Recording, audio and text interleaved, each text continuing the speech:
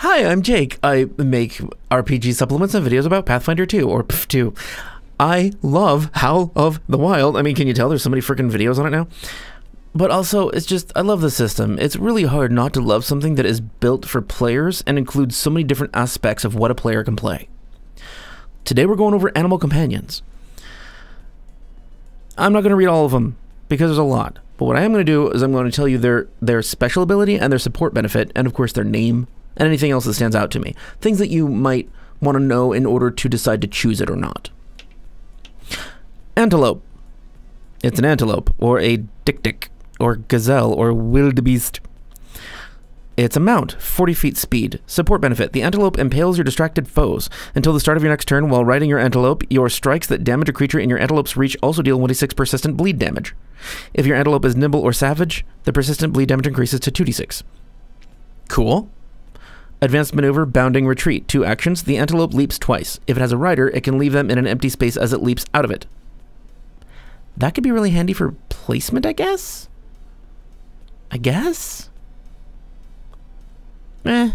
Okay, cool. It's fine. It's fine. But I do like the support benefit. Just makes bleedies. Next animal companion is elk. This could be a caribou, large deer, or moose. It's a mount. The support benefit is your elk makes a threatening display by waving its antlers. Until the start of your next turn, if you hit and deal damage to a creature within your elk's reach, the creature is frightened 1. Neat. There's no save for that. Advanced maneuver, antler catapult. Yeah, you can picture it already. The elk steps once and then makes an antler strike. If it moved and hits, the elk can fling its target into the space it just left, which is forced movement. That's awesome. There's no separate roll for that. That's just great. Flying Squirrel. I love flying squirrels. I think it's because Rocky and Bullwinkle, it doesn't fly like that. It more like falls with style. Flying Squirrel. Its size is small. It's not a mount. Special, when your flying squirrel falls, it can glide, falling only 5 feet at the beginning of your turn and moving up to 25 feet horizontally. It cannot glide if it's unable to act. Support benefit. Your flying squirrel wraps your foes in its skin flaps, hampering their movement.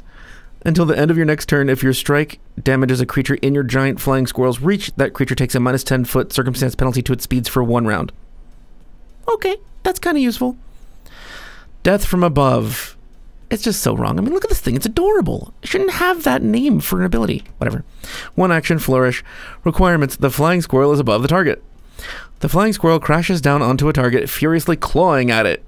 The flying squirrel falls to an empty space next to the target, taking no damage, and makes 2 claw strikes.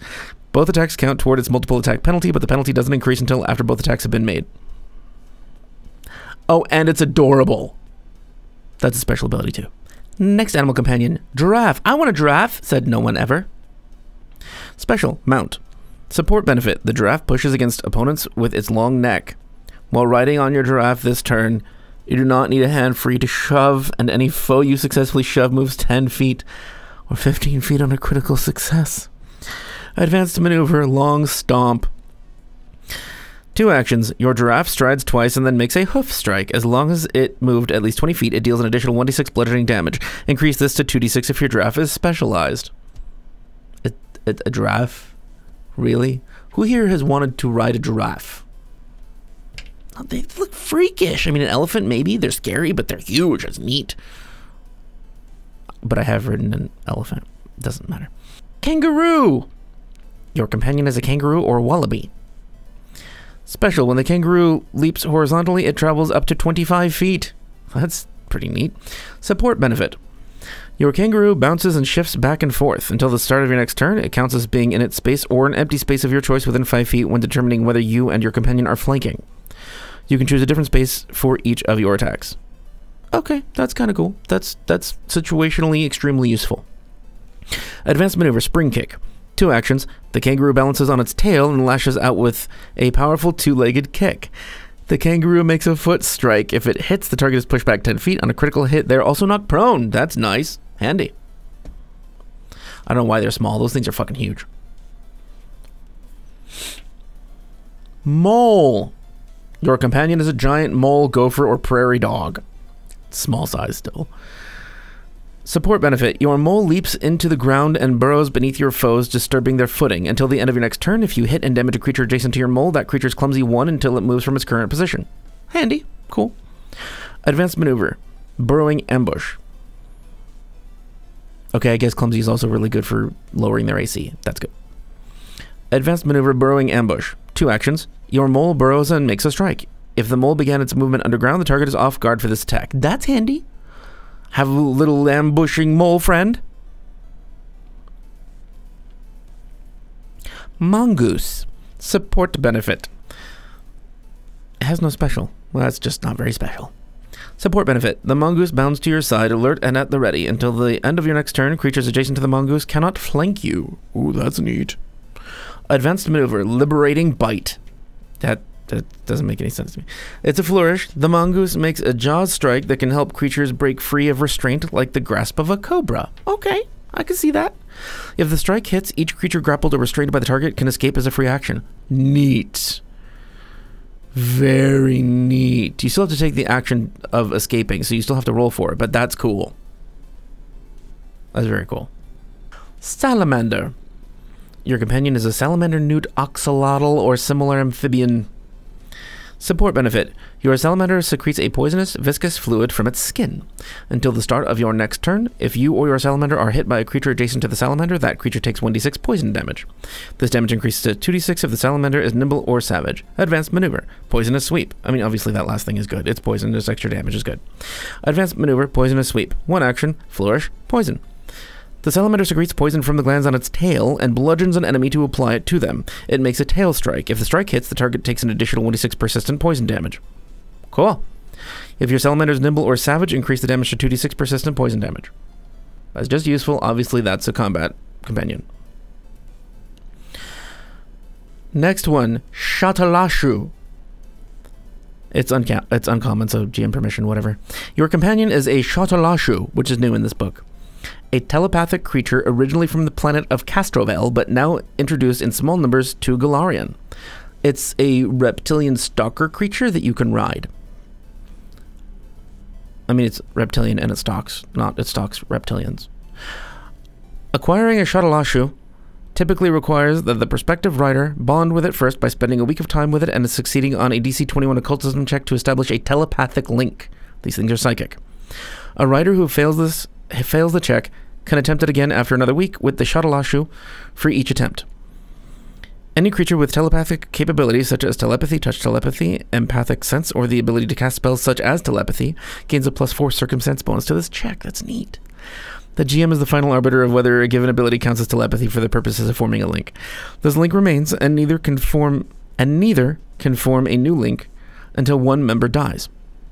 The shock of a bonded partner dying leaves the survivor stupefied too for 24 hours and prevents them from forming a new link for at least a month. So remember that if you get killed and resurrected, you still can't rebond with your animal. Not for a month. A Shatalashu has the beast trait instead of the animal trait, but otherwise functions normally as an animal companion. Size medium or large, speed 40 feet, special mount. Support benefit. The Shatalashu telepathically assails your enemies when you create an opening. Until the start of your next turn, each time you hit a creature in the Shatalashu's reach with a strike, the creature takes 1d6 mental damage from the Shatalashu. This is so much fun to say. If your Shatalashu is nimble or savage, the mental damage increases to 2d6. Advanced maneuver for the Shatalashu. Telepathic pounce. Shatalashu. Telepathic pounce. 2 actions. Mental occult. The Shatalashu hunts by pinning its foes with not just its claws, but with its mind as well. One creature within 30 feet must attempt a will save with the following effects. This uses a trained DC using the Shatalashu's charisma modifier or an expert DC if the Shatalashu is specialized. Critical success. The creature is unaffected. Success. The creature takes a -5 foot status penalty to its speeds for 1 round. Failure. The creature takes a -10 foot status penalty to its speeds for 1 round. The Shatalashu can then leap. Ooh, that's neat. Oh, it's called telepathic pounce. No. Critical failure. The creature is off guard and immobilized for 1 round, and the Shatalashu can then leap. Oh, that's damn neat. That is really neat.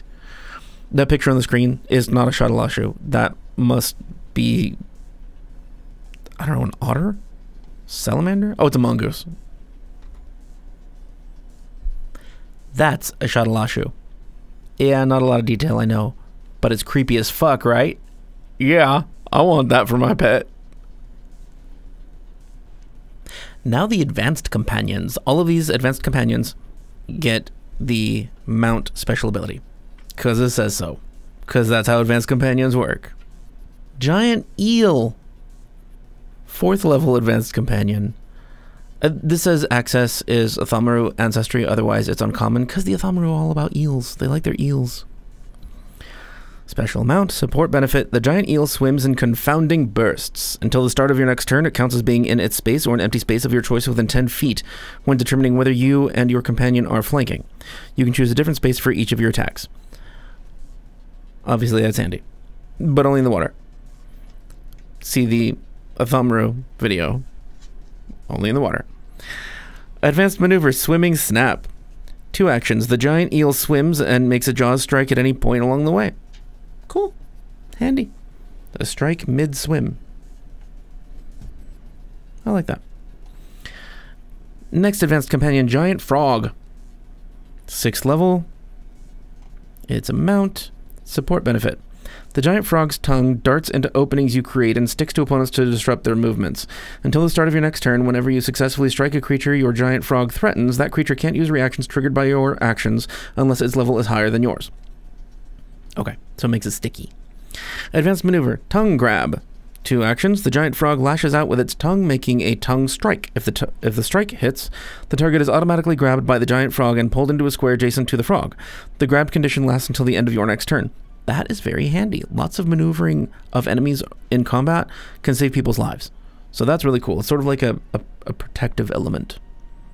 Giant wasp, 14th level. It can be a wasp or a hornet or something else like that. Support benefit. Your wasp drones its wings, unnerving your enemies. Until the start of your next turn, if you hit and deal damage to a creature in your giant wasp's reach, the creature becomes frightened 1. Nice. Frightened is always a good condition to apply to other people. Advanced maneuver. Darting stab. 2 actions. Flourish. The giant wasp flies up to 15 feet and then strikes, or strikes and then flies up to 15 feet. Okay. That's very handy. And flying companions are always nice. They just tend to do a little less damage. Griffin, 14th level. Support benefit. Your griffin adopts a noble pose, inspiring you to defy the horrors before you. Until the start of your next turn, you and your griffin gain a +2 circumstance bonus to saves against emotion effects. Holy shit, that's useful. I thought it was just going to be fear effects. That's useful. Seems a little cheesy. The noble pose. I'm a paladin lion eagle thing. Flying strafe, 2 actions. It's the advanced maneuver. The griffin flies up to its fly speed and makes 2 talon strikes at any point, each against a different creature. That's neat. I like that. At 14th level, you're probably flying a lot. Hippocampus, 4th level. Aquatic, because it's a fish horse. Special mount, support benefit. Until the start of your next turn, if you're mounted on your hippocampus and moved 10 feet or more on the action before a melee strike, add a circumstance bonus to damage for that strike equal to twice the number of weapon damage dice. If your weapon already has the jousting weapon trait, increase the trait's damage bonus by 2 per die instead. Neat! Advanced maneuver, sudden retreat. Sudden retreat, 2 actions. The hippocampus makes a tail strike, then swims with a +10 foot circumstance bonus to its swim speed. The hippocampus and its rider gain a +2 circumstance bonus to AC against reactions triggered by this movement. That is definitely a sudden retreat. That's what that's for. Or, I guess, repositioning. It'd be interesting to have a commander on the back of a hippocampus. But it's a fish. I don't like the just, you have to have it in water thing. Like, if you have one of these, you probably want to have Beastmaster so you can switch out animal companions. But then they're great. Hippogriff. This is a hawk horse. 14th level. Support benefit. Until the start of your next turn, if you're mounted on your hippogriff and moved 10 feet or more on the action before a melee strike, add a circumstance bonus to the damage for that strike equal to twice the number of weapon damage dice. If your weapon already has the jousting weapon trait, increase the trait's damage bonus by 2 per die instead. Same thing. Aerial retreat. The hippogriff makes a talon strike, then flies with a +10 foot circumstance bonus to its fly speed. The hippogriff and its rider gain a +2 circumstance bonus to AC against reactions triggered by this movement. Okay, so that's better for the commander. Did someone draw its foot backwards? Is it mid-stride? Is it resting on its knuckles? Its leg looks backwards too. I'm going to stop looking at it. Orca, because who doesn't want a killer whale for a mount? 6th level. It has echolocation. Neat. Special mount. The orca can hold its breath for 20 minutes. Support benefit. Your orca attempts to drag down unwary swimmers. Until the start of your next turn, each time you hit a swimming creature in the orca's reach, the target is pulled 5 feet down into the water. This is forced movement. Advanced maneuver. Breach. Breach is 2 actions. The orca swims up to its swim speed, then leaps vertically out of the water up to 25 feet in the air, making a strike against a creature at any point during the jump. This lets it attack a creature within 30 feet of the water's surface. After the strike, the orca splashes back down into the water. It's impressive. It's water, so it's not always useful, but it's cool. Riding Tarantula! 6th level. For some reason, this one says special mount at 8th level. So you can get it at 6th, but at 8th level, it's a mount, even though at the beginning of the section has said that all of these get the mount special ability. I don't know. Your Riding Tarantula's Fangs attack deals an additional 1d4 poison damage or 2d4 poison damage if the Riding Tarantula is a specialized companion. That's the special ability, besides mount. Support benefit. Your Riding Tarantula flicks urticating hairs at your foe, disrupting their focus. Until the start of your next turn, if you hit and deal damage to a creature your Riding Tarantula threatens, the target must succeed at a DC 5 flat check whenever it takes a concentrate action or that action is lost, because it's irritating. Advanced maneuver. Hair barrage. That sounds intimidating. 2 actions. The tarantula flicks its legs, flinging spiky hairs in a 15-foot cone. This deals 4d6 piercing damage with a basic reflex save against your class DC. This damage increases by an additional 1d6 for every 4 levels you have beyond 6th. That is really cool. And I like that they took something that it has in nature. It actually does rub its legs to irritate its enemies, to distract them, to kill them. Because it has little sharp pointy hairs. Who would like a hair splinter in their eye? Nope. Rock. 16th level, ROC, the big bird. Support benefit. Your rock beats its wings, creating a powerful downdraft. Until the start of your next turn, your strikes that damage a creature that your rock threatens push the target 5 feet away from your rock. Cool. Advanced maneuver. Snatch, because its size huge. 2 actions. The rock strikes a creature with its talon and then attempts to grab the creature. If the grab is successful, the rock then flies up to half its speed, carrying that creature along with it. That is amazing, because then it can just drop the damn thing and do damage to it, or just keep flying and drop it from much higher. Umbrella mushroom. 14th level, uncommon. Your companion is a wide-capped mushroom capable of floating on air currents. A loop at the base of the stem acts as a stirrup for riding. An umbrella mushroom has the fungus trait instead of the animal trait, but it otherwise functions normally as an animal companion. Oh, this is for all those rot witches out there. Special. When you use command an animal to command your umbrella mushroom, it gains a reaction it can only use for its float advanced maneuver. Oh, interesting. Support benefit. Your umbrella mushroom exudes sense-dulling spores when you create an opening.